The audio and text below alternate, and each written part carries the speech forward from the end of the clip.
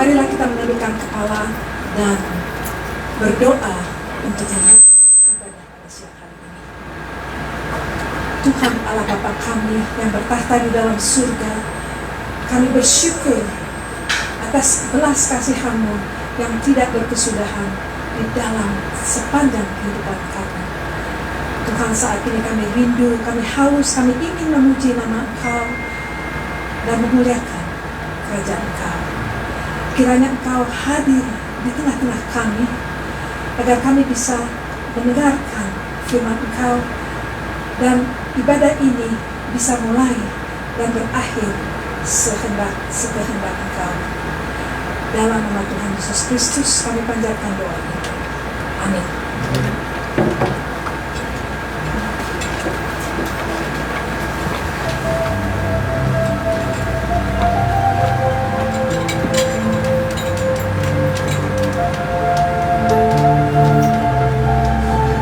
Shalom, selamat pagi semuanya.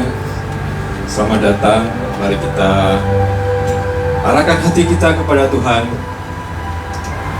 Kita mau supaya Tuhan boleh hadir di tempat ini dan kita boleh merasakan kehadiran Tuhan di dalam ibadah kita dan di dalam hati kita. Mari kita nyanyikan lagu pertama, Tuhan Mengerti. Setiap dari kita pasti mempunyai persoalan dan kadang kita tidak mengerti bagaimana menghadapi masalah tersebut. Tetapi lagu ini mengajarkan kepada kita supaya kita tetap percaya bahwa Tuhan menyertai kita, orang-orang yang percaya kepada-Nya.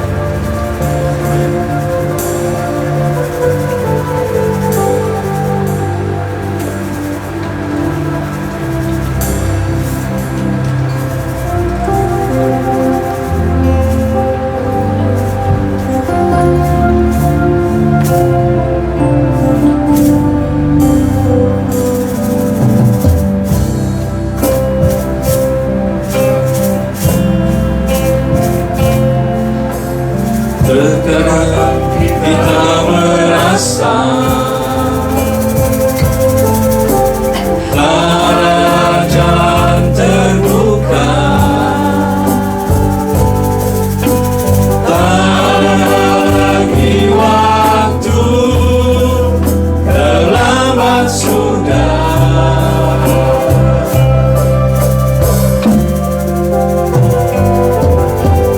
Tuhan tak pernah berdusta,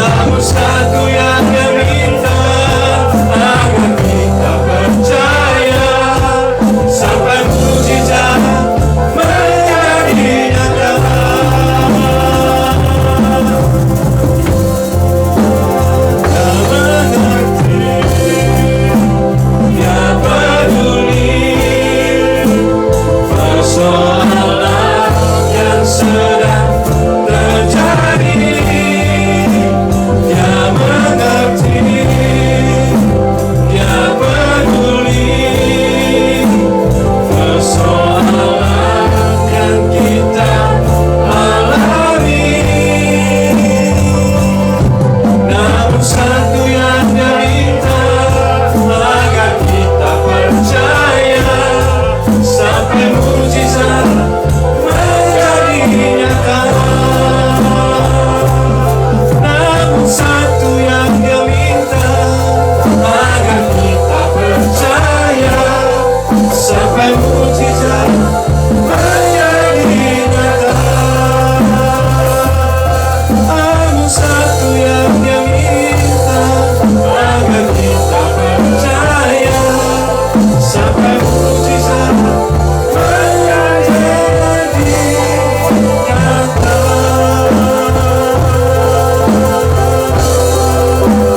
Tuhan mengerti.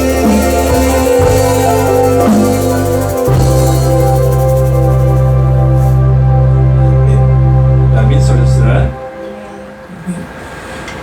Kita datang ke tempat ini ada untuk memuliakan Tuhan. Semuanya hanya untuk kemuliaan Tuhan. Mari kita nyanyikan pujian berikutnya. Tuhanlah kemuliaanku, bagimu segala kemuliaan.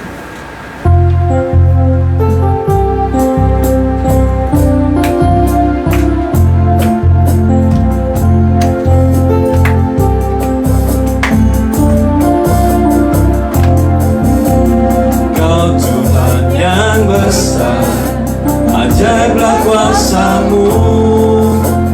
Kau Tuhan yang mulia, ajaiblah karya-Mu. Langit pun bersuka dan bumi bersorak, umat-Mu berseru, Tuhan itu Raja. Bagimu segala kemuliaan dan segala kehormatan, sebab Kau Tuhan yang penuh kuasa. Bagimu segala kemuliaan dan segala keagungan, segala puji syukur bagi Tuhan. Mari kita puji Tuhan, kita nyanyikan sambil berdiri. Kita puji Dia. Kau Tuhan yang besar, ajaiblah kuasa-Mu. Kau Tuhan yang mulia, ajaiblah karya-Mu. Langit bersuka dan bumi bersorak, umat-Mu berseru, Tuhan itu Raja. Bagimu segala kemuliaan dan segala kehormatan, sebab Kau Tuhan yang penuh kuasa. Bagimu segala kemuliaan dan segala keagungan, segala puji syukur bagi Tuhan. Mari kita nyanyikan sekali lagi.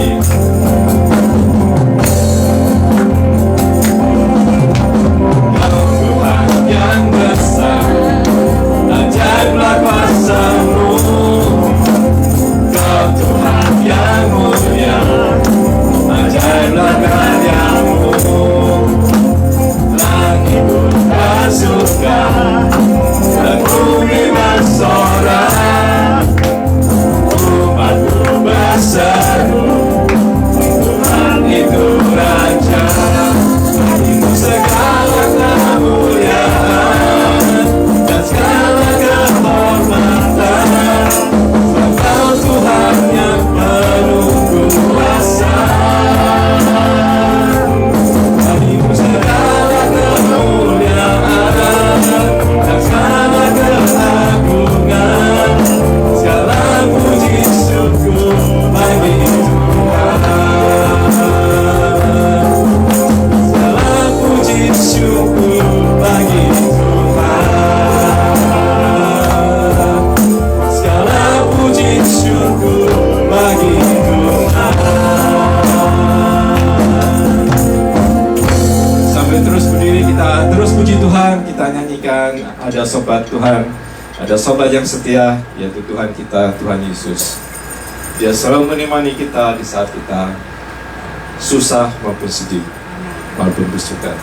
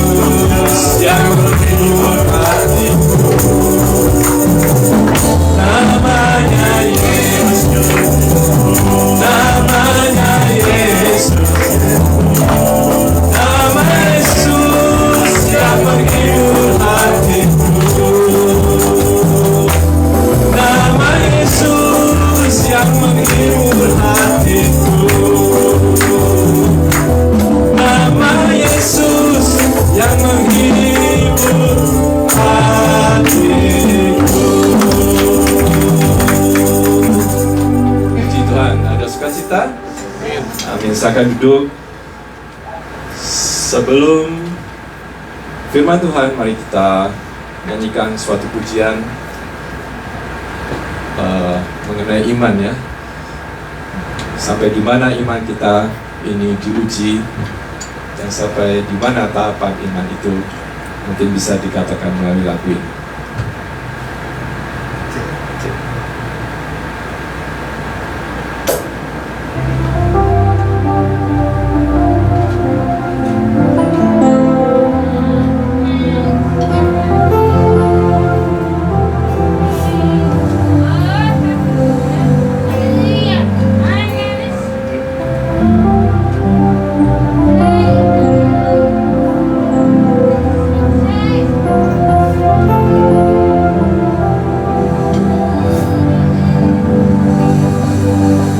Seperti wanita mengurapimu, menangis di bawah kakimu.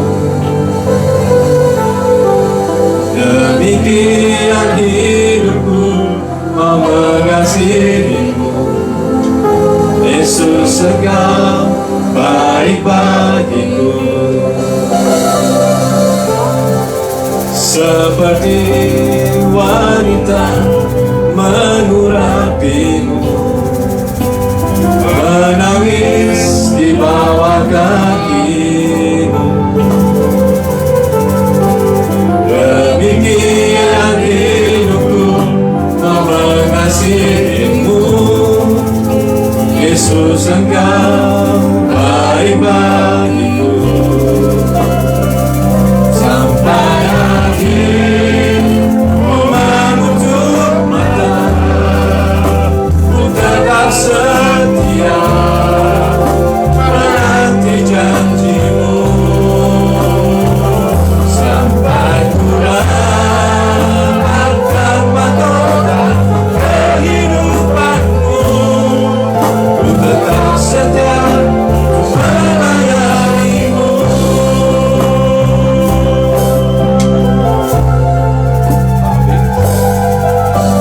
Seperti wanita mengurapimu, menangis di bawah kakimu. Demikian hidupku mau mengasihimu, Yesus Engkau baik bagiku. Sampai akhir menutup mata, ku tetap setia menanti janjimu. Sampai ku dapatkan mahkota kehidupanmu, ku tetap setia melayanimu. Sampai akhir menutup mata, ku tetap setia menanti janjimu. Sampai ku dapatkan mahkota kehidupanku, ku tetap setia melayanimu.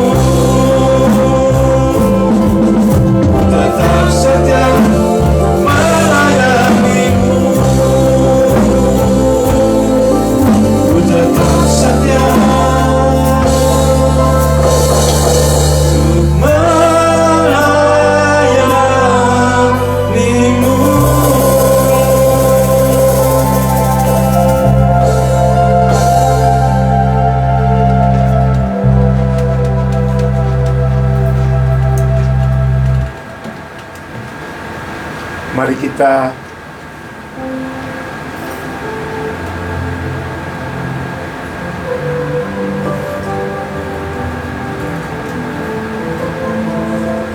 Mari kita masuk di dalam doa. Bapa di surga, kami mengucap syukur oleh karena kami telah dikumpulkan dan boleh memuji menyembah Engkau. Engkau Tuhan yang hidup, Engkau Tuhan yang selalu hadir di dalam kehidupan kami melalui firman-Mu. Oleh sebab itu Tuhan, biarlah kami boleh mengakui dan menyadari betapa seriusnya firman-Mu untuk selalu meliputi dan menyertai kehidupan kami. Saat ini kami mau ya Tuhan untuk mendengarkan firman-Mu diuraikan.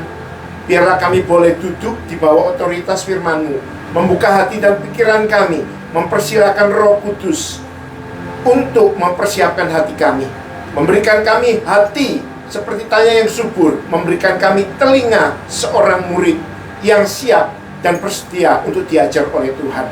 Berfirmanlah kepada kami, pakailah hamba-Mu di dalam segala keterbatasan dan kekurangannya. Sembunyikan dia di belakang salib-Mu, supaya dia boleh menyampaikan isi hati Tuhan yang akan memberkati baik dirinya maupun setiap kami yang hadir di dalam kebaktian ini. Ini doa kami Tuhan. Dalam nama Tuhan Yesus kami bersyukur dan berdoa. Amin. Selamat pagi saudara sekalian, atau selamat siang karena sudah jam 12 lebih. Sungguh satu kesukacitaan bisa bersama-sama dengan saudara dan melayani kembali. Saudara sekalian, sebelum kita mendengarkan firman Tuhan lebih lanjut, saya akan membacakan bagian firman Tuhan dan kitab Kejadian. Ada 3 bagian dari pasal 11, 12, dan 22 yang bersama-sama akan saya bacakan untuk kita semua.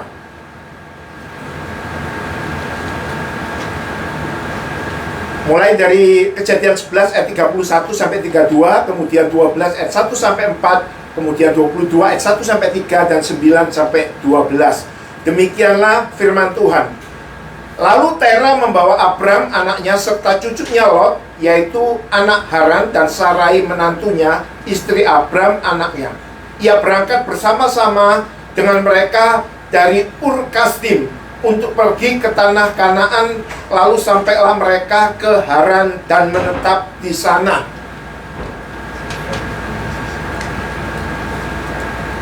Umur Terah ada 205 tahun. Lalu ia mati di Haran. Pasal yang ke-12. Berfirmanlah Tuhan kepada Abram, pergilah dari negerimu, dari sanak saudaramu, dan dari rumah bapakmu ini ke negeri yang akan kutunjukkan kepadamu. Aku akan membuat engkau menjadi bangsa yang besar, dan memberkati engkau serta membuat namamu masyhur, dan engkau akan menjadi berkat. Aku akan memberkati orang-orang yang memberkati engkau, dan mengutuk orang-orang yang mengutuk engkau, dan olehmu semua kaum di muka bumi akan mendapat berkat. Lalu pergilah Abram seperti yang difirmankan Tuhan kepadanya, dan Lot pun ikut bersama-sama dengan dia. Abram berumur 75 tahun ketika ia berangkat dari Haran. Pasal yang ke-22 ayat 1. Setelah semuanya itu Allah mencobai Abram. Jadi setelah akhirnya Abraham itu memperoleh anak yang dijanjikan, yaitu Ishak, ia berfirman kepadanya, Abraham. Lalu sautnya, ya Tuhan, firman-Nya, ambillah anakmu yang tunggal itu, yang kau kasih, yaitu Ishak. Pergilah ke tanah Moria dan persembahkanlah dia di sana sebagai korban bakaran pada salah satu gunung yang akan kukatakan kepadamu. Keesokan harinya, pagi-pagi, bangunlah Abraham. Ia memasang pelana keledainya dan memanggil 2 orang bujangnya beserta Ishak anaknya. Ia membelah juga kayu untuk korban bakaran itu. Lalu berangkatlah ia dan pergi ke tempat yang dikatakan Allah kepadanya. Kita loncat ke ayat yang ke-9.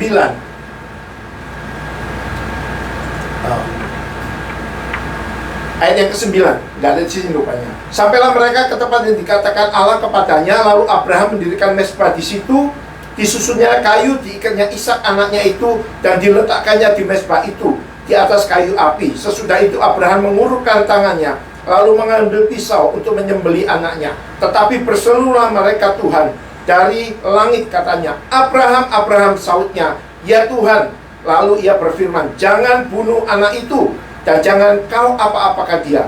Sebab telah ku ketahui sekarang bahwa engkau takut akan Allah, dan engkau tidak segan-segan untuk menyerahkan anakmu yang tunggal kepadaku. Sampai sedemikian pembacaan firman Tuhan. Yang berbahagia adalah kita yang membaca, merenungkan, dan kemudian melakukan firman itu dengan kekuatan Tuhan dalam kehidupan kita sehari-hari. Saudara sekalian, siang ini kita akan merenungkan satu topik, macam apa iman kita. Iman itu tidak bisa dilepaskan dari kehidupan anak-anak Tuhan. Nah, saudara sekalian, kalau kita pernah kenal seorang penulis, komposer lagu rohani yang bernama Chris Tomlin,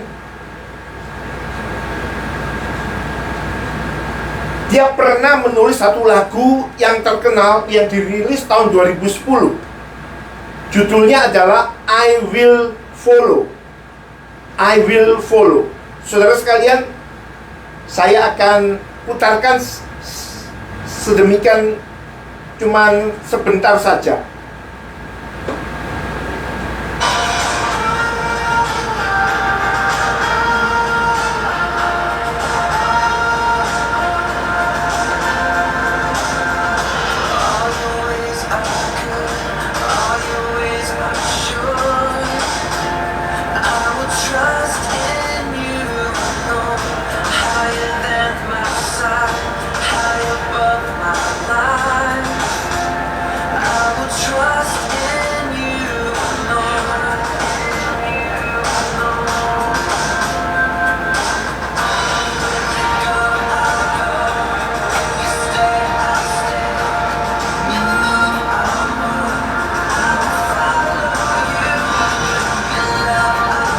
Ya, ini lagu terkenal sekali. Mungkin kita sudah pernah dengar di masa yang lalu. Ada kata-kata yang selalu diulang di dalam lagu itu, yaitu where you go, I'll go. Where you stay, I'll stay. Where you move, I'll move. I will follow you. Saudara sekalian, syair lagu ini yang diulang-ulang itu menangkap dengan begitu jelas esensi iman Kristen itu, di mana iman adalah hal yang amat fundamental di dalam kehidupan kita. Tidak akan pernah kita itu menjadi orang Kristen tanpa memiliki iman, karena satu firman Tuhan mengatakan, saudara sekalian, tanpa iman tidak mungkin orang berkenan kepada Allah. Ibrani 11 ayat yang ke-6. Nah, saudara sekalian, di dalam Kejadian 12 ayat yang pertama juga dikatakan, berfirmanlah Tuhan kepada Abraham, pergilah dari negerimu, dari sanak saudaramu, dari rumah bapakmu ini ke negeri yang akan kutunjukkan kepadamu. Perintah ini adalah satu perintah yang tidak bisa didiamkan. Ini adalah satu perintah yang harus direspon. Dan respon itu harus melibatkan iman. Ini adalah satu perintah yang sangat tidak mudah, saudara sekalian. Bayangkan 2000 tahun yang lalu, belum ada highway seperti sekarang ini, belum ada gas station, saudara sekalian.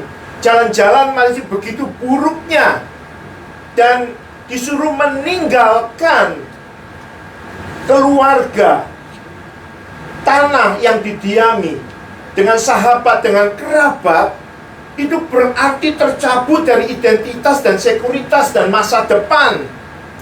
Meninggalkan itu semua berarti, karena tidak dikatakan harus kemana, dikatakan hanya apa? Ke suatu negeri yang akan aku tunjukkan.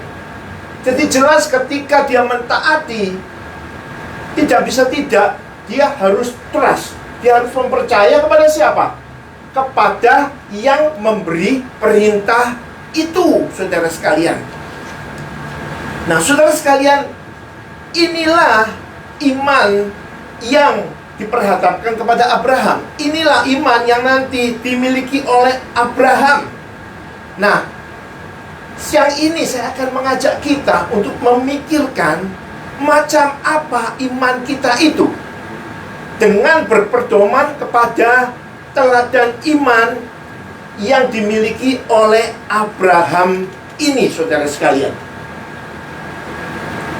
Jadi iman macam apa yang dimiliki oleh Abraham ini? Inilah iman yang harus kita adopsi menjadi iman kita sebagai anak-anak Tuhan yang hidup di dalam abad ke-21 ini, di dalam zaman now ini. Nah, saudara sekalian, ada berkaitan dengan 3 macam iman yang diteladakan oleh Abraham, yang pada siang ini sama-sama kita akan renungkan. Nah, saudara sekalian, kalau kita belajar dari riwayat hidup Abraham, kita bisa melihat bahwa Abraham ini memiliki iman yang hidup, bukan? Sebab kalau tidak, maka namanya tidak akan dimasukkan di dalam Hall of Faith di dalam Ibrani pasal yang ke-11. Karena di situ nama Abraham taat, yang taat itu imannya disebut dan imannya didisplaykan bersama-sama dengan tokoh-tokoh yang menjadi teladan iman yang lainnya di dalam Ibrani pasal yang ke-11. Nah, saudara sekalian, yang pertama, yang luar biasa dari macam iman yang dimiliki Abraham adalah bahwa iman Abraham adalah iman yang berfokus dan memasarkan diri kepada pribadi yang diimani. Saudara sekalian, beriman itu berarti trust. Trust itu berarti bukan hanya percaya secara intelektual. Trust adalah percaya dan melakukan apa yang dikatakan atau diperintahkan oleh orang yang memerintahkan yang kita percayai itu. Jadi prioritas, pusat daripada iman kita itu adalah Tuhan. Iman kita itu tidak pernah berpusat kepada diri dan kemampuan kita. Di dalam zaman ini banyak orang, saudara sekalian, sadar atau tidak, itu mulai menggeser beriman itu kepada kuasa doa, kuasa puasa, dan lain sebagainya. Sehingga apa? Ketika dia bisa melakukan kesembuhan-kesembuhan dan mujizat-mujizat, dia mulai bersandar kepada kehebatan dia. Dan tanpa sadar mengkondisikan jemaat atau orang lain untuk apa? Untuk bersandar kepada dia, untuk mengkultus individukan dia. Nah, ini adalah iman yang salah. Ini adalah iman yang berbahaya. Karena apa? Ini akan menjadi iman yang mengkultus individukan manusia, yang bukan berfokus kepada Allah yang merupakan sumber iman itu. Saudara sekalian, Abraham tidak demikian. Ketika Allah Yahweh memerintahkan dia untuk meninggalkan segala kemapanan hidupnya, untuk meninggalkan relatifnya, untuk meninggalkan segala establishmentnya, pencapaiannya, untuk pergi ke satu negeri yang akan ditunjukkan. Abraham mendengar siapa yang memberi perintah yang dipercayainya itu, saudara sekalian. Dia mempercayakan diri meskipun dia tidak banyak tahu apa yang akan terjadi. Dan perjalanannya adalah satu perjalanan yang sangat panjang, perjalanan yang akan memakan waktu puluhan tahun. Tapi karena Abraham menjadikan Tuhan Yahweh satu-satunya yang dia percayai, maka dia memasrahkan diri kepada Yahweh. Inilah trust, saudara sekalian. Banyak ilustrasi yang dipakai, kan? Seorang akrobatik yang menyeberangi air terjun di Niagara. Dia tanya kepada salah satu penonton, percaya apa enggak akan kemampuan saya bisa menyeberangi air terjun ini? Percaya. Oke, kalau kamu percaya, naik di atas pundakku. Saya akan bawa kamu ke seberang. Ceritanya lain, saudara sekalian. Saya percaya, tapi kalau disuruh gitu, ya kalau sampai di seberang, kalau di tengah jalan jatuh sama kamu, gitu. Nah, ini percaya yang teoritis. Ini bukan percaya yang dimiliki oleh Abraham. Ini percaya yang hanya di mulut. Ini percaya yang hanya di atas kertas. Kita sebagai anak-anak Tuhan, saudara sekalian, saudara, kita mesti seperti Abraham. Pengalaman ini, saudara sekalian, dimiliki oleh hamba-hamba Tuhan. Saya punya teman-teman yang pernah studi di seminari. Kami itu semuanya memiliki pengalaman dipanggil oleh Tuhan untuk menjadi hamba Tuhan yang bermacam-macam. Ada seorang teman yang sangat dekat, kakak angkat saya sendiri. Dia sudah insinyur, sudah jadi arsitek, sudah mapan. Kemudian harus dipanggil untuk meninggalkan semua kemampanannya untuk mempersiapkan diri menjadi hamba Tuhan. Nggak mudah, saudara sekalian. Gajinya besar, kedudukannya tinggi. Sekarang harus tanpa adanya sponsor masuk ke seminari, jadi hamba Tuhan, mulai dari bawah. Banyak orang yang tidak berpikir, oh itu gampang. Tidak, saudara sekalian. Seringkali kita melihat hamba Tuhan itu yang sudah jadi terkenal saja. Oh, Stephen Tong, Pak Budi Tikualu, dan lain sebagainya. Tetapi bagaimana dia itu menjawab panggilan dari hamba Tuhan, banyak di antara kita nggak tahu. Ada seorang calon wanita yang masuk seminari, itu sampai meninggalkan rumah hanya dengan satu kresek bajunya aja. Karena orang tuanya dan keluarganya itu masih belum kenal Tuhan. Dan dia dikucilkan begitu saja. Nggak mudah, saudara sekalian. Nggak mudah. Kemudian setelah studi, nggak dapat apa-apa. Nggak punya apa-apa. Mengandalkan apa? Beasiswa yang jumlahnya nggak banyak. Tetapi mereka melakukan itu. Dan akhirnya Tuhan pakai. Dikirim ke gereja menjadi berkat bagi jemaat-jemaat. Saudara sekalian, inilah Abraham. Inilah iman yang bukan berdasarkan penglihatan, tapi berdasarkan siapa yang kita percaya. Saudara, kalau kita mengandalkan penglihatan kita, hati-hati. Karena penglihatan kita itu seringkali mengelabui kita. Waktu kita dulu sekolah itu kan diajari bahwa mata kita ini bisa ditipu. Oh, bagaimana nipunya itu? Air di dalam gelas, kemudian ada sebatang pensil dimasukkan. Waktu diperlihatkan, pensilnya bagaimana? Tidak lurus lagi. Pensilnya sepertinya apa? Patah. Tapi apakah pensil itu semacam itu? Enggak kan, saudara sekalian. Mata kita aja yang menipu. Jadi kalau kita bersandar kepada penglihatan, kita bisa tertipu. Oleh sebab itu dikatakan iman itu harus berpusat pada Tuhan, pada firman-Nya, dan bukan pada penglihatan. Karena yang dilihat itu seringkali tidak benar, seringkali menipu, seringkali memperdaya kita. Nah, saudara sekalian, ada satu insiden di dalam Kejadian pasal yang ke-13. Tadi waktu kita baca di dalam Kejadian 12, waktu Abraham dipanggil, dia itu membawa seorang yang bernama Lot. Nah, Lot ini, saudara sekalian, keponakan Abraham sendiri, yang sudah yatim piatu, yang oleh Abraham itu ya diambil sebagai anak angkat, tidak resmi, dan dipelihara, dibesarkan, saudara sekalian.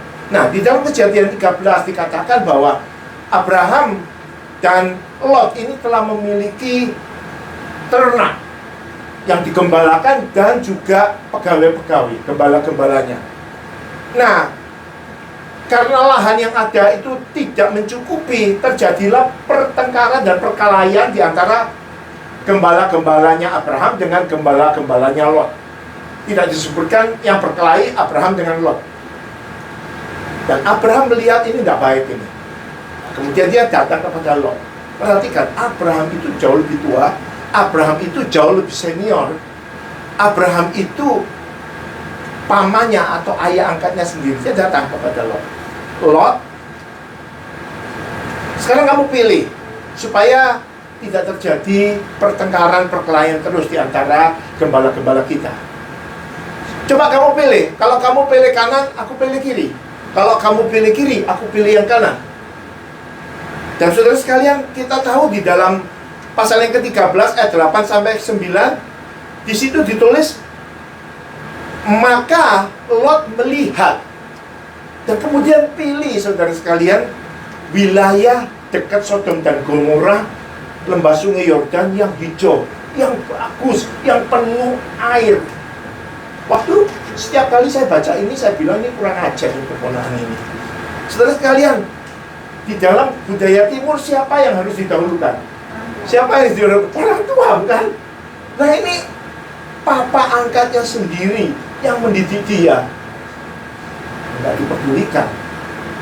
Iman Lot adalah iman berdasarkan apa yang dilihat. Wah, lembah sungai Yordan hijau, berair, perspektif untuk domba-dombaku, membuat aku nanti bisa lebih kaya, lebih makmur. Pilih yang itu. Kurang ajar.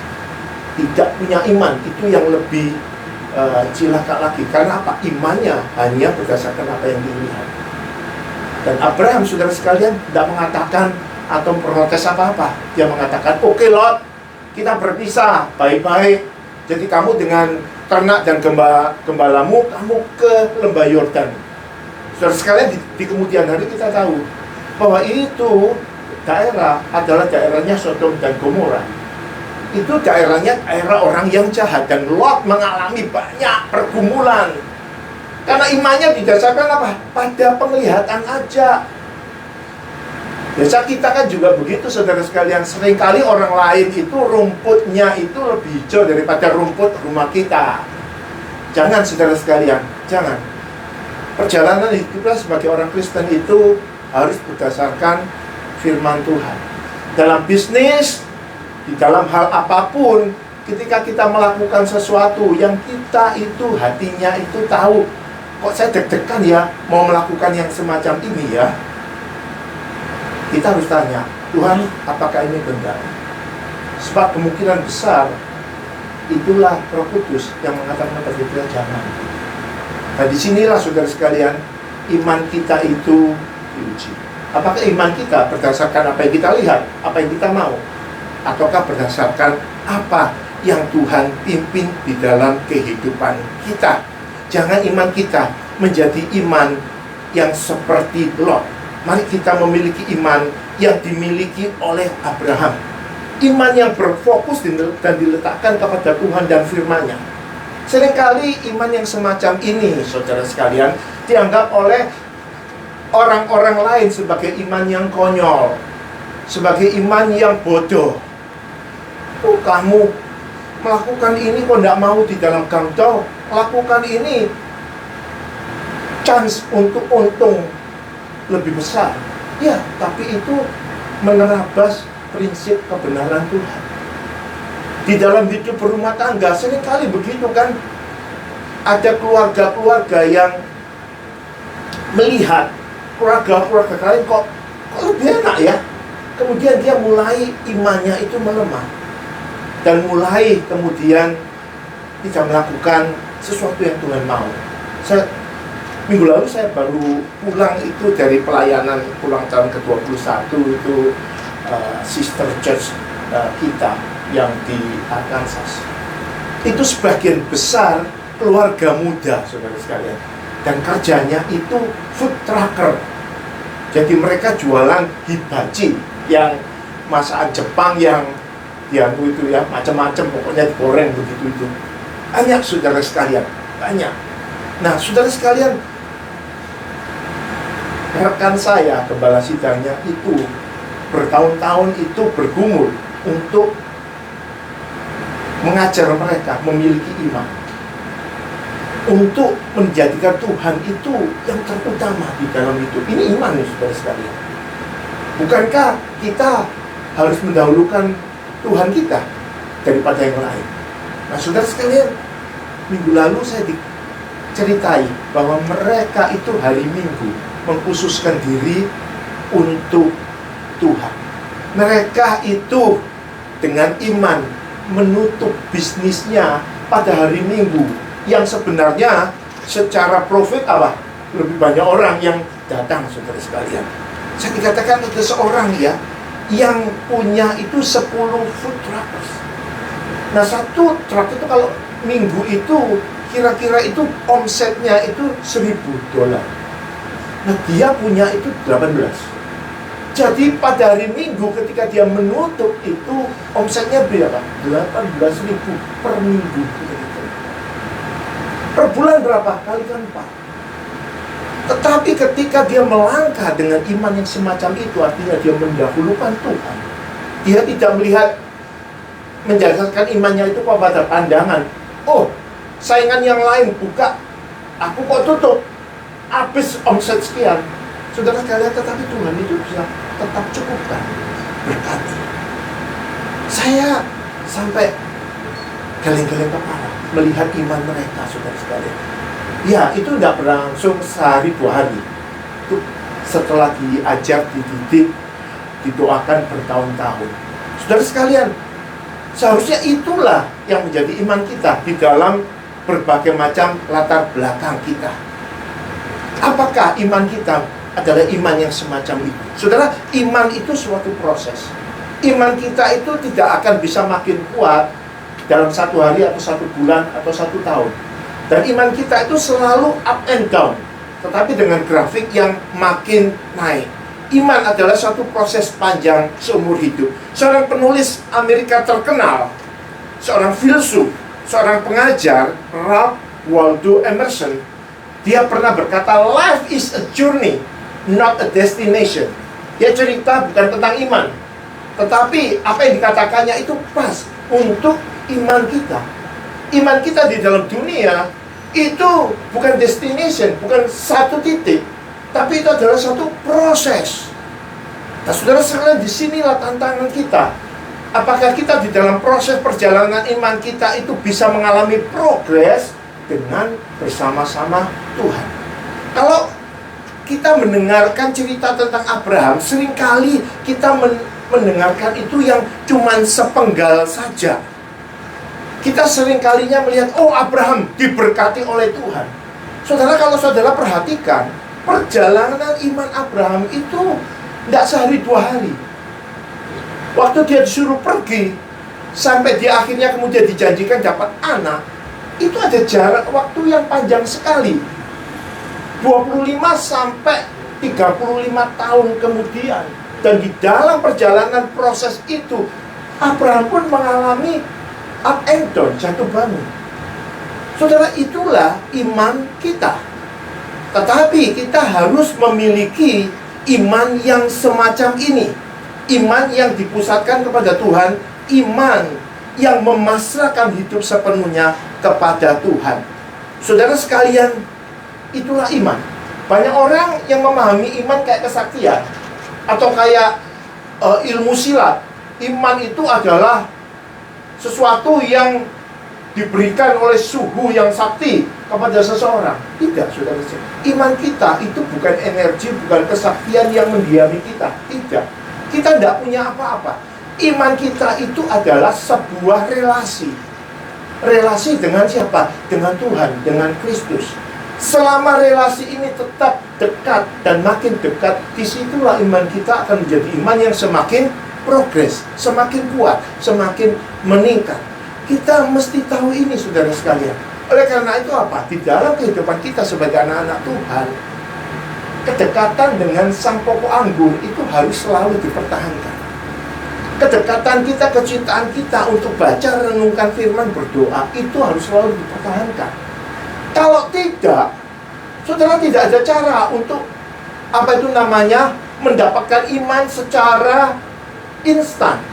Tidak, karena iman bukan kesaktian, iman bukan energi, iman bukan sesuatu yang diimpartasikan, itu istilah yang populer kepada kita, tidak.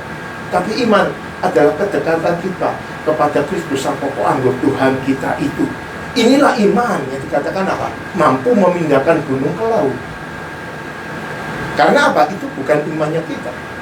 Itu adalah iman dari Dia yang kita percayai, yang kepadanya kita menggantungkan diri, dan Dialah yang bertindak dengan segala sesuatu yang luar biasa itu. Itu yang pertama, saudara sekalian. Itu yang pertama. Kemudian yang kedua, macam apa iman kita? Yang kedua adalah iman yang bersedia untuk taat, walaupun itu berarti hidup kita downgrading. Jadi yang kedua adalah iman yang benar adalah iman yang bersedia untuk downgrading life. Saudara sekalian, banyak orang yang mengajar atau yang terbuai oleh ajaran bahwa kalau kamu beriman, maka kamu akan kaya. Kalau kamu beriman seperti iman Abraham, maka kamu akan makmur. Benar apa enggak? Artinya apa? Hidupnya itu naik, upgrading terus, saudara sekalian. Saudara, ini setengah kebenaran. Dan setengah kebenaran itu tidak benar.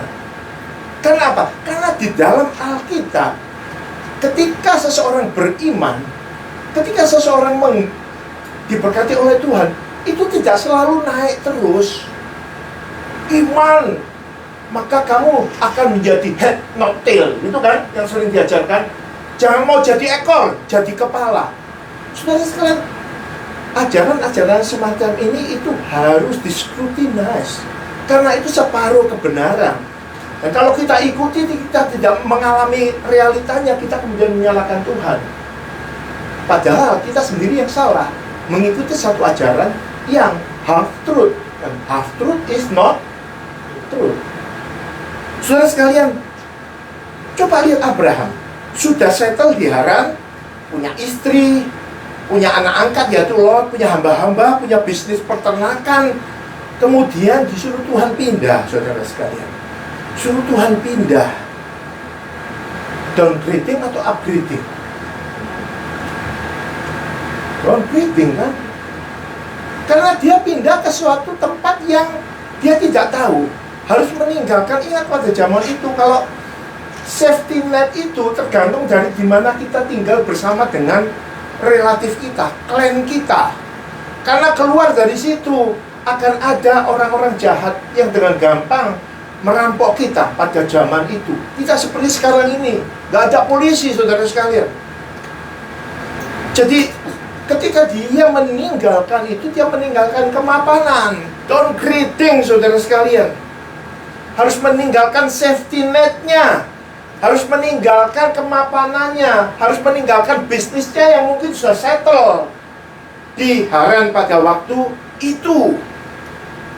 Jadi secara manusia ketika Tuhan itu memerintahkan pindah, pergi, dan dia mengikuti itu, dia mengambil suatu keputusan yang bukan upgrading life, tapi sebenarnya sedang downgrading.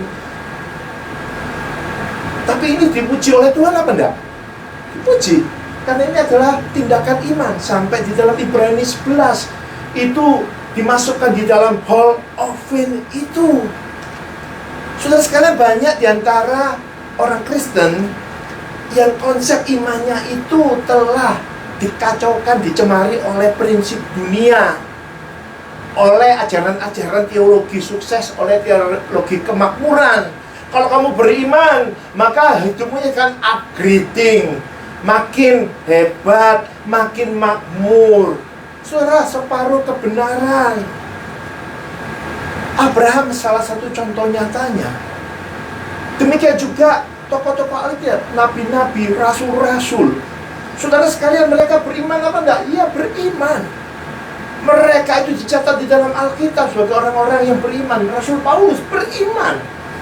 Sebelum dia itu menjawab panggilan Tuhan, hidupnya enak, anggota Sanhedrin, terhormat, punya kekuasaan untuk menganiaya orang-orang Kristen, punya tentara, ya kan, yang dibawa untuk menghabisi orang-orang Kristen di Damsyik. Tapi setelah dia menjadi dari Saulus menjadi Paulus, kita melihat hidupnya itu menjadi hidup yang downgrading, saudara, secara manusia. Tidak punya kekuasaan lagi, tidak punya banyak uang lagi, benar apa enggak? Dalam pelayanannya sebagai rasul, jangan dikira dia itu kaya. Dia harus kerja untuk menghidupi dirinya sendiri. Dan di dalam Kisah Rasul kita baca, dia pernah mengalami karang kapal, dia dicambuk dan lain sebagainya, mau dibunuh dan lain sebagainya. Downgrading, bahkan akhirnya mati. Murid-murid Tuhan Yesus dari yang ke-12 itu, kecuali Rasul Yohanes mati tua, semuanya matinya apa? Martir, ya kan? Ada yang ditombak, ada yang disalib terbalik dan lain sebagainya. Secara dunia kalau kita lihat, ini orang-orang beriman kok kayak begini ya? Kok tidak sama ya seperti yang dijanjikan oleh pengkhotbah atau orang-orang tertentu pada zaman sekarang ini? Mana yang benar ya? Saudara sekalian, benar adalah apa yang diajarkan oleh Alkitab. Jadi kita tahu bahwa beriman pasti naik terus. Beriman pasti harus jadi kepala dan bukan ekor. Itu tidak realistis. Itu tidak alkitabiah. Di dalam Ibrani pasal yang ke-11, orang-orang yang disebut tokoh-tokoh iman itu, saudara sekalian, tidak kayak begitu kehidupannya. Di dalam ayat 36-40, Ibrani yang 11, ada PowerPoint, saya bacakan. Dikatakan ada yang diejek, didera, bahkan dibelenggu dan dipenjara. Itu tokoh-tokoh iman. Ada yang dilempari, digergaji, dibunuh dengan pedang, mengembara dengan pakaian kulit domba dan kulit kambing, sambil menderita kekurangan, kesesakan, siksaan. Dunia ini tidak layak bagi mereka. Mereka mengembara di padang gurun, di pegunungan, di gua-gua, di celah-celah gunung, tidak memperoleh apa yang dijanjikan. Ini yang disebut tokoh-tokoh iman itu. Jadi kalau menurut standar dunia dan ajaran yang tidak benar itu, ini orang tidak benar. Tapi Tuhan puji dia. Dan dikatakan ayat 40, sebab mereka melihat apa? Kehidupan yang kemudian, yang lebih kekal, yang lebih mulia. Saudara sekalian, bagaimana dengan iman kita saat ini? Ketika kita itu menjadi orang-orang Kristen yang mengutamakan Tuhan, ketika hari Minggu kita devosikan untuk Tuhan di dalam beribadah, tapi kemudian dalam hidup kita mengalami pergumulan. Dalam bisnis kita mengalami kemunduran. Ada kalanya begitu, kita kemudian jangan terkecoh dan mengatakan, imanku ini salah ya. Tidak. Selama kita berfokus kepada Tuhan dan kita menuruti firman-Nya, iman kita, saudara sekalian, walaupun secara manusia mengalami downgrading, kita sebenarnya di hadapan Tuhan sedang mengalami iman yang upgrading, iman yang sejati, iman yang meningkat, iman yang makin diberkati, bukan hanya secara materi atau yang kelihatan saja. Iman yang membuat kita itu makin dekat dengan Tuhan. Saudara sekalian, saya mengatakan ini bukan mengatakan satu penghiburan yang kosong, tapi saya mengingatkan ini kepada kita. Karena banyak orang Kristen yang kecewa di dalam mengikuti Tuhan. Karena apa? Membandingkan diri. Banyak orang Kristen yang datang ke sebuah gereja membandingkan diri dengan gereja yang lain yang katanya diberkati dengan luar biasa. Saudara sekalian, yang diberkati adalah orang yang setia kepada Tuhan, bukan orang yang menoleh ke kanan kiri mencari yang lebih baik yang menurut matanya lihat. Ini mesti hati-hati, saudara sekalian. Oleh sebab itu, Tuhan itu value kesetiaan di dalam kehidupan kita. Ketika kita setia, ketika kita taat kepada firman, walaupun saat ini kita sedang mengalami kehidupan yang sepertinya downgrading, disitulah iman kita akan menjadi iman yang makin kuat dan iman yang diberkati. Saudara sekalian, saudara mungkin mengenal Rick Warren, iya kan? Banyak orang yang melihat, wah dia sukses, pendeta yang sukses, punya gereja Saddleback yang puluhan ribu orang anggotanya, saudara sekalian, menulis buku yang larisnya itu ya Purpose Driven Life, Purpose Driven Church, dengan berbagai macam versinya, itu yang membuat dia kaya royaltinya. Nulis buku rohani di Amerika bisa kaya, nulis buku rohani di Indonesia nggak kaya, saudara sekalian, malah torok, apa itu namanya, keluar uang. Karena di Indonesia itu banyak orang yang kemudian main jurus fotokopi. Kalau di sini nggak bisa, saudara. Rick Warren kaya dan dia mengakui itu.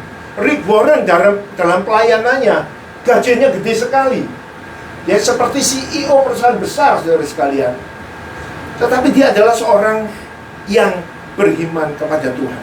Dia tahu iman tidak harus selalu meng-upgrading kehidupan dia. Walaupun kehidupan dia secara objektif apa? Mengalami upgrading, bukan?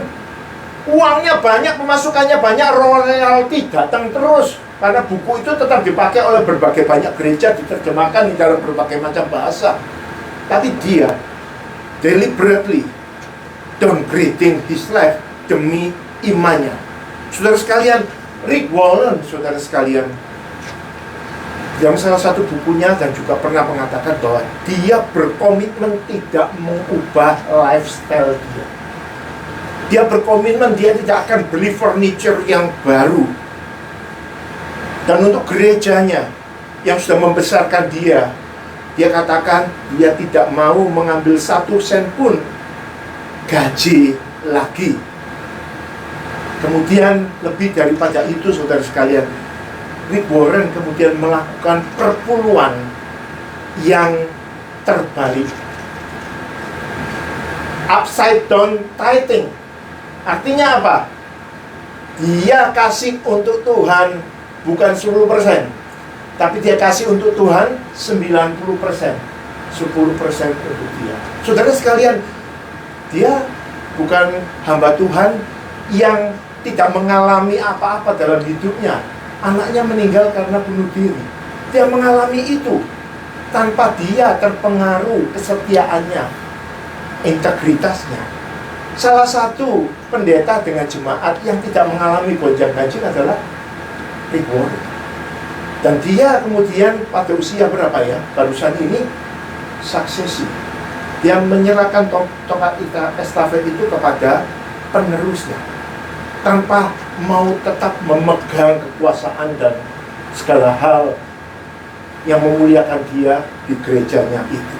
Saudara, inilah contoh nyata seorang yang beriman. Inilah contoh nyata seorang hamba Tuhan, seorang Kristen yang meneladani iman Abraham. Jadi saudara sekalian, mari kita punya konsep iman yang benar. Iman tidak selalu harus upgrading. Iman ada kalanya mengalami downgrading. Dan kalau kondisi mendorong kita harus bersedia untuk downgrading lifestyle kita untuk kemuliaan Tuhan, seperti yang dilakukan oleh Rick Warren ini. Saudara sekalian, ini bukan hanya untuk hamba Tuhan yang hebat seperti Rick Warren. Perilaku ini, lifestyle ini harus menjadi lifestyle setiap orang Kristen yang mau memiliki iman seperti iman yang dimiliki oleh Abraham itu.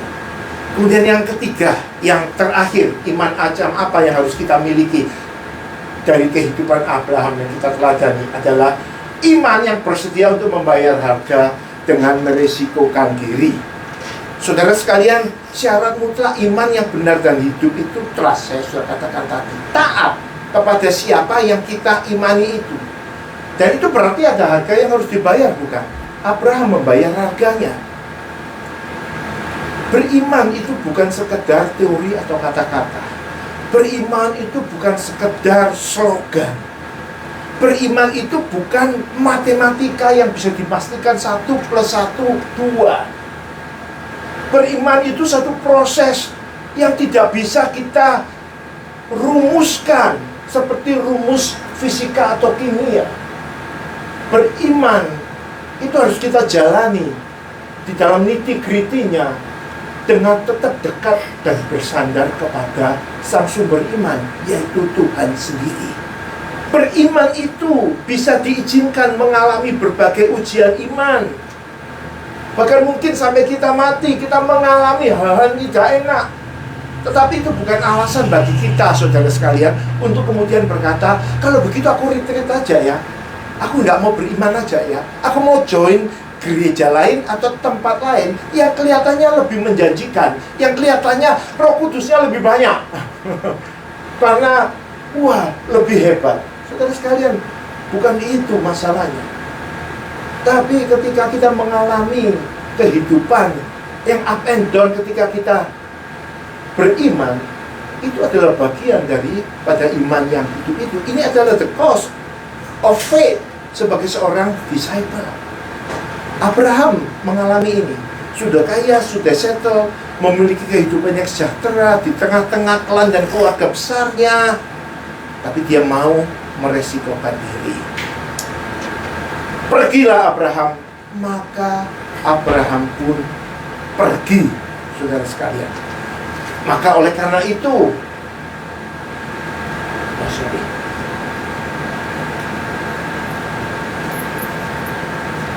di dalam Ibrani ayat 8 yang saya katakan tadi dikatakan iman karena iman Abraham taat. Ketika dia panggil untuk berangkat ke negeri yang akan diterimanya untuk menjadi milik pusakanya, lalu ia berangkat dengan tidak mengetahui tempat yang dia tuju. Imannya didisplaykan, imannya menjadi teladan, imannya telah menginspirasi dan memberkati banyak orang. Sejak dulu sampai sekarang, sampai nanti Tuhan Yesus itu datang yang kedua kalinya. Saudara sekalian, Tuhan sampai saat ini tetap memanggil orang percaya. Panggilan yang harus ditanggapi dengan iman. Dan iman ini membutuhkan, saudara sekalian, trust kepada sang pemanggil. Kemudian membutuhkan kesetiaan mengalami hidup yang di-downgraded karena kehendak Tuhan, bukan karena kehendak kita sendiri atau kesalahan kita sendiri. Dan kehidupan yang berani membayar harga. Saudara sekalian, ini sudah terjadi kepada Musa, kepada Yesaya, kepada Yusuf, kepada Paulus, kepada Hudson Taylor, kepada Billy Graham, kepada Rick Warren. Tapi ini juga akan bisa terjadi di dalam diri kita ketika iman kita adalah iman yang menjadi semacam ini. Tidak peduli apa yang sedang kita alami, up and down kehidupan. Tapi ketika kita memiliki iman yang seperti Abraham ini, inilah iman macam yang kita miliki, kita jadi berkat bagi banyak orang. Hidup kita akan menjadi satu kehidupan yang penuh damai sejahtera. Kehidupan kita tidak akan, saudara-saudara, dikuasai oleh keduniawian. Karena kita tahu kehidupan sekarang ini adalah kehidupan yang temporer, yang sementara. Sementara yang akan datang itu adalah yang jauh lebih baik, yang tidak akan bisa terbandingkan dengan apa yang kita miliki sekarang ini. Oleh sebab itu, mari, saudara sekalian, kita memiliki iman seperti iman Abraham ini. Sehingga dengan demikian, seperti dikatakan Tuhan kepada Abraham, dengan demikian, maka semua bangsa akan diberkati olehmu. Jadi ketika kita beriman, saudara sekalian, apapun yang terjadi, ketika kita meladani seperti Abraham, kita akan menjadi berkat bagi orang lain. Dan itulah yang tahu, itulah yang terpenting, itulah yang membuat Tuhan tersenyum dan mengangguk dari kepala dan mengatakan, baik sekali engkau, hai hambaku yang setia. Saudara sekalian, biarlah firman Tuhan ini menjadi firman Tuhan yang selalu kita ingat dan kita pegang di dalam kehidupan kita. Apapun yang sekarang kita sedang alami, saudara sekalian, jangan mengeluh, jangan menyalahkan Tuhan. Tetaplah pegangkan trust Tuhan dan jalani kehidupan ini dengan iman seperti Abraham. Maka kita akan mengalami sukacita dan sejahtera dan menjadi berkat bagi orang lain. Amin. Mari kita masuk di dalam doa. Kami mengucap syukur Tuhan oleh karena diizinkan belajar dari iman macam yang dimiliki oleh Abraham, yang harus menjadi iman kami juga. Bapa di surga, kami gemetar takut karena itu begitu penuh tantangan dan berat. Tetapi Tuhan yang memberikan contoh, display iman di dalam diri Abraham, yang juga adalah darah dan daging yang pernah hidup di dalam dunia ini, yang pernah berjalan di bumi ini. Artinya Tuhan juga akan memampukan kami untuk meneladaninya. Tuhan, terima kasih. Hamba berdoa untuk diri hamba dan juga saudara-saudara Jemaat Maranatha yang telah mendengar dan belajar dari pesan firman Tuhan pada siang hari ini. Tuhan, biarlah kami boleh bersandar untuk menjadi orang yang memiliki iman seperti Abraham, sehingga hidup kami menjadi hidup yang penuh damai sukacita yang sejati dan menjadi berkat bagi orang yang lain. Ini doa kami. Terima kasih Engkau yang sudah berfirman. Mampukan kami melakukannya. Dalam nama Tuhan Yesus kami sudah berdoa. Amin. Amin.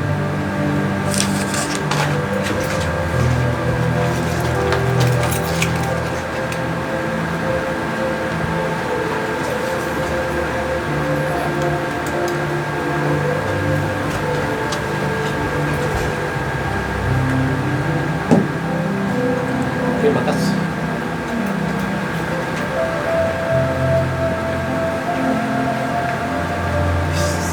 Terima kasih Pak Robi. yang telah menyampaikan firman Tuhan. Berbahagialah orang yang mendengarkan, merenungkan, dan melakukan firman Tuhan. Mari kita berdoa untuk teman-teman kita yang sakit. Bapa kami yang ada di surga, kami berterima kasih atas pimpinan dan penyertaan-Mu di dalam kehidupan kami. Ini kami mau satukan hati, kami mau berdoa khusus untuk Om Kim yang masih berbaring sakit. Tuhan tolong kuatkan tubuhnya dan sembuhkan penyakitnya. Kami juga terus berdoa untuk Ko Handi agar Tuhan menyembuhkan ginjalnya. Untuk Tante Orga yang lemah tubuhnya, Tuhan tolong berikan kekuatan dan sembuhkan. Kami juga mau berdoa untuk kesembuhan dari Ciliani, Tante Tres, Tante Ing, Mei, Peter Chen, Tante Yeti. Untuk Ko Habi, tolong Kau jamah dan sembuhkan dari penyakitnya. Tuhan tolong sempurnakan kesembuhan dari Ko Andreas. Untuk para senior Maranatha, Tante Juliana, Pak Sugianto, Tante Sylvia, Om Rudi, Tuhan tolong lindungi dan berkati kesehatannya. Untuk seluruh jemaat Maranatha yang di sini maupun yang mengikuti kebaktian online, agar Tuhan terus pimpin langkahnya, kuatkan imannya. Terima kasih ya Bapak. Dengar doa seru ya Bapak yang kami panjatkan di dalam nama Tuhan Yesus Kristus. Kami ucapkan terima kasih. Amin.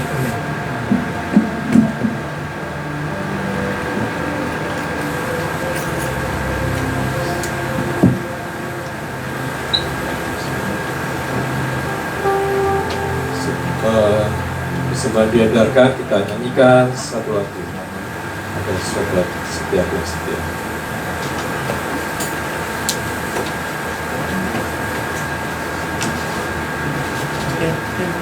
Mari kita nyanyikan.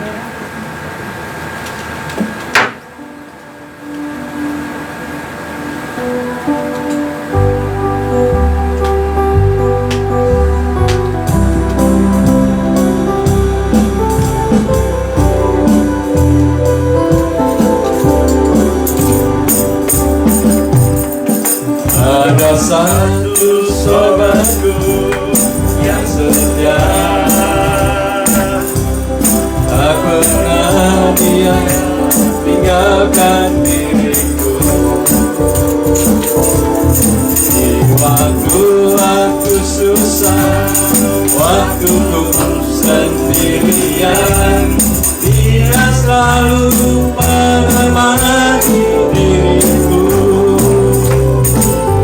Namanya Yesus, namanya Yesus, nama Yesus yang menghibur hatiku. Namanya Yesus, namanya Yesus, nama Yesus yang menghibur hatiku.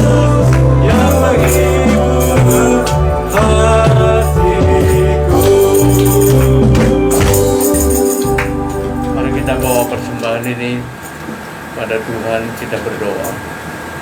Tuhan, terima kasih Tuhan, hari lewat hari Kau selalu mengasihi kami, Kau memberikan berkat pada kami, Kau memberikan kecukupan, Kau memberkati segala usaha kami. Kami percaya Tuhan, dengan senang hati kami boleh memberi sebagian pada kasih sayang Tuhan. Tuhan, biarlah persembahan ini boleh untuk semua kegiatan di gereja ini Tuhan. Kau boleh berkati Tuhan. Kau berkati orang-orang yang mengelola persembahan ini. Kami serahkan semuanya ke dalam kasih sayang Tuhan. Dalam nama Tuhan Yesus kami berdoa. Amin.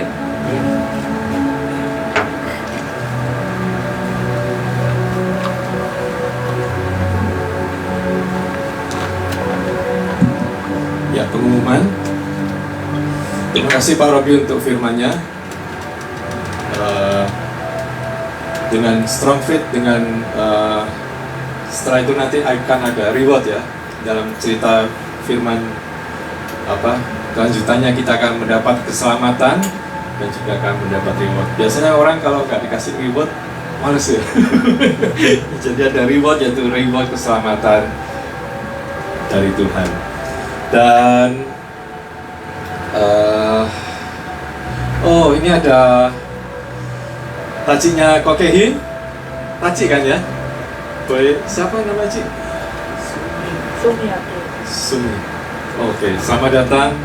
Sampai kapan di Amerika? 2 minggu. Jadi minggu depan masih ketemu lagi. Kita lebih boleh berkenalan, oke? Dari Kanada ya? Vancouver, oke. Selamat datang. Dalam minggu depan firman Tuhan akan disampaikan oleh Pak Emil. Dan juga kita semua Gereja Maranatha mengucapkan terima kasih kepada Teddy yang telah menyumbangkan drum untuk upgrade drum. Dia memberi alat untuk drum. Kami terima kasih. Dan untuk pelayanannya juga, untuk Andreas juga yang jauh-jauh, dia dari mana? Ventura tadi pagi ke San Bernardino, ke sini Bellflower, nanti sebentar lagi ke San Bernardino lagi. Iya, semoga paginya itu bisa jalan. Oke, puji Tuhan. Pelayanan ya. Ya, kita mengundang semua untuk persekutuan doa hari Jumat. Dan minggu depan kita akan merayakan mereka yang berulang tahun bulan Agustus. Mari kita nyanyikan Maranatha untuk debatkan hari.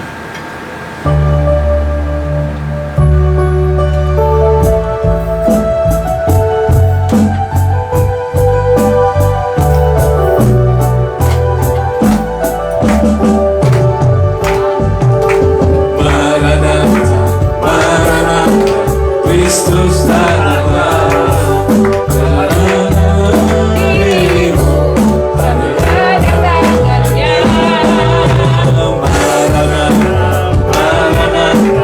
Kristus datanglah, hari itu hari yang termulia.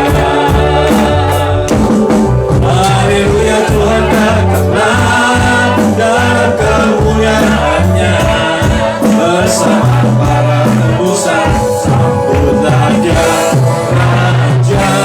Sekarang syukurkan bahasa, nyanyi sama sang Raja.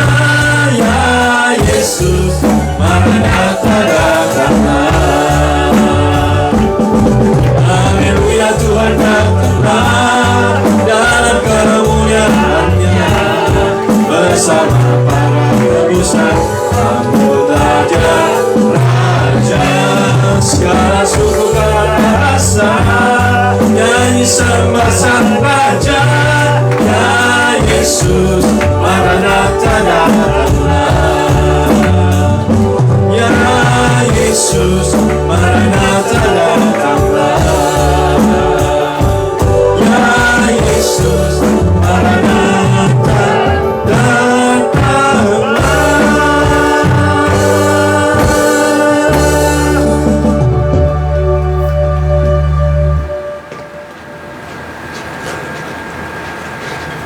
Jemaat Maranatha yang dikasihi Tuhan, kita akan berpisah, kita akan masuk dalam dunia nyata, tetapi jangan takut dan khawatir karena Tuhan tidak pernah meninggalkan kita, dan kini terimalah berkat-Nya. Kasih karunia Tuhan kita Yesus Kristus, kasih Allah Bapa yang sempurna, di dalam persekutuan kekal Roh Kudus Allah Tritunggal yang agung, menyertai kita saat ini, hari ini, dan di mana saja kita berada, sampai kedatangan Dia yang kedua kalinya. Maranatha, di dalam nama Allah Bapa, Allah Putra, dan Allah Roh Kudus. Amin. Amin. Saat teduh